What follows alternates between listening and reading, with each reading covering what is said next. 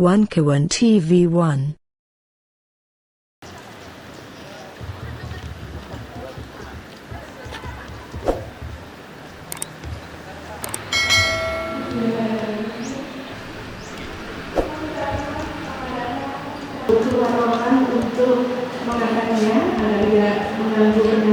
Hari ini saya sebagai moderator, nanti kita akan kedatangan pemateri-pemateri yang luar biasa.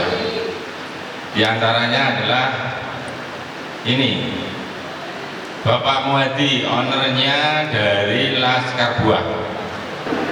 Dalam sukses, perjalanan sukses dalam kehidupan seseorang, keluarga itu indikator terpenting.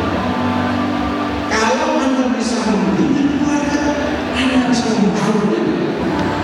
Pak Muhadi, kami sempat menyaksikan tayangan video Bapak tentang bagaimana Bapak menghadapi cobaan hidup Bapak. Cobaan hidup Bapak dari Bapak pengusaha, lalu Bapak terpuruk, lalu Bapak bangkit lagi. Ditolong sedikit Pak diceritakan bagaimana semangat Bapak sampai Bapak. Ya, kita membangun bisnis itu atas apa ya, keinginan yang tumbuh dari proses kehidupan saya. Saya berangkat dari orang yang nggak mampu dulu, keluarga saya. Jadi saya itu istilahnya sudah bosen miskin, bosen melarat kalau orang sini bicaranya. Jadi dengan semangat itu saya pengen merubah nasib saya yang serba kekurangan itu untuk berkelimpahan. Maka dari proses berusaha ini kan tentunya tidak mudah, mengalami jatuh bangun dan sebagainya. Bagi saya itu sebuah hal yang harus saya lalui. Bahkan akhirnya saya itu menyimpulkan ya bahwa kalau kita pengen hebat ya harus berkorban waktu, berkorban pikiran, berkorban apa sajalah kalau kita pengen menginginkan sesuatu. Termasuk dalam bisnis itu juga kita banyak berkorban untuk bisa sampai ke level sekarang. Jadi ini tidak mudah, kadang pengorbanan ini luar biasa juga gitu. Saya termotivasi dengan ayat Al-Qur'an itu loh. Inna a'tainakal kausar, sebetulnya Inna a'tainakal kausar, sesungguhnya telah banyak nikmat yang kami berikan. Fasholli li rabbika wanhar, maka dirikanlah sholat dan berkorbanlah. Nah, kata berkorban, inilah yang saya sebagai motivasi saya masuk ke politik dalam rangka berkorban juga, bukan dalam rangka pengen apa-apa. Kita pengen berkorban untuk bangsa kita, untuk agama kita, agar ada perubahan. Dan saya yakin ketika umat Islam nanti banyak mau berkorban untuk berjuang pada momen ini, tentunya ayat selanjutnya, maka orang yang memusuhimu akan terputus, maka orang yang memusuhimu akan bisa dikalahkan.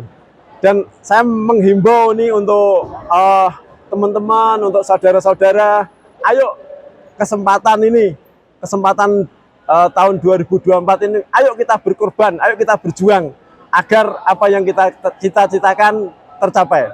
Alhamdulillah. Sebelum terpuruk itu Bapak udah punya usaha? Kita memulai dari awal di usaha buah ini, Pak. Terpuruk itu gara-gara apa? Ya karena keilmuan kurang. Itu rata-rata karena keilmuan yang kurang itu. Waktu itu berapa toko sebelum terpuruk? Sebetulnya kita terpuruk itu di awal. Memulai usaha dengan tidak ada ilmu, tidak ada modal, jadi istilahnya bondo nekat gitu. Sempat berhutang berapa miliar? Itu terakhir kita melunasi hutang sekitar 4 miliar di tahun 2020 ketika corona itu. Ketemu dengan IBF? Tahun 2018. Apa konsep bayar hutang dari IBF? IBF tidak melarang hutang, tapi IBF mengajarkan kita untuk menghindari riba. Nah, dari situ akhirnya kita termotivasi untuk lepas dari riba. Akhirnya doa-doa kita, keinginan kita sungguh-sungguh untuk lepas dari hutang riba itu. Dan alhamdulillah tahun 2020 kita sudah lepas dari hutang riba. Berapa outlet punya? Hotel buahnya ada berapa banyak sekarang di Bojonegoro? Di Bojonegoro ada sekitar 35-an lah. Total semuanya daerah mana aja? Kalau di Bojonegoro 35, tapi kalau dengan yang di luar Bojonegoro ada 100 lebih. Jalan semua? Ya tetap ada yang untung, ada 1-2 yang masih belum untung.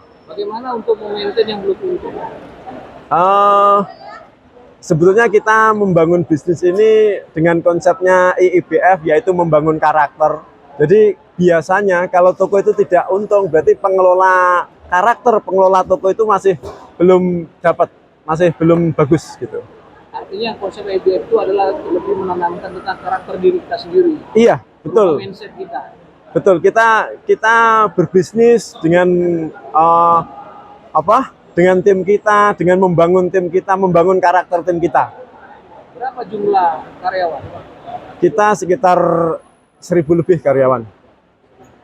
Dia diberikan sifatnya konsignasi atau sistem bayar gaji per bulan? Karena kita menerapkan kekeluargaan, jadi ada yang gaji bulanan itu. Tapi khusus untuk tim manajemen kita persilahkan untuk investasi di setiap toko-toko kita. Mas, apa perasaan Mas Muhadi di saat terpuruk itu? Apa perasaan yang paling dalam? Kita tertantang sebetulnya.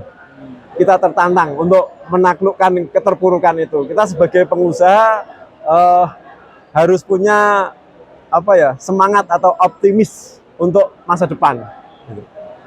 Bagaimana waktu terpuruk perasaan keluarga?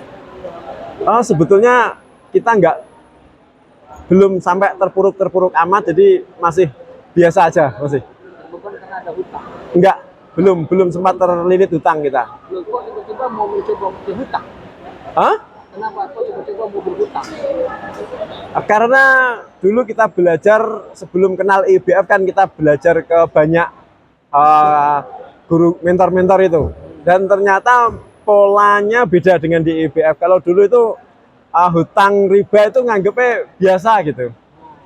Kalau di IIBF kan kita diajarkan untuk menghindari hutang riba. Jadi dari situ kita mulai berniat untuk melunasi semua hutang riba. Setelah insya Allah nanti menang dan masuk ke DPR ya? DPR atau DPRD? DPRD. DPRD Bojonegoro. Ya. Apa rencana ke depan untuk masyarakat Bojonegoro?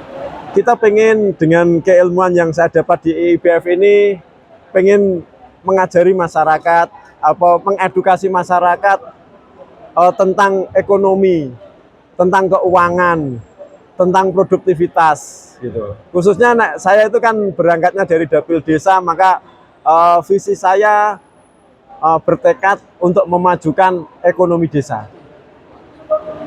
Apakah sibuk nanti sebagai anggota DPRD, pengusaha juga? Kita tersisa waktunya, nggak fokus nanti. Sebetulnya sebagai pengusaha seperti kita ini sudah free.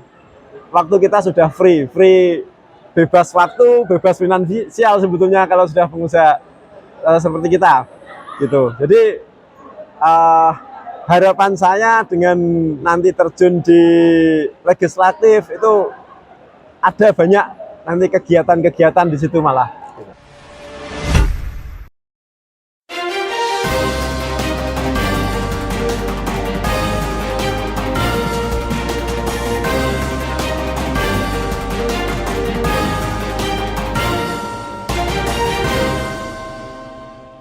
One Kawan TV 1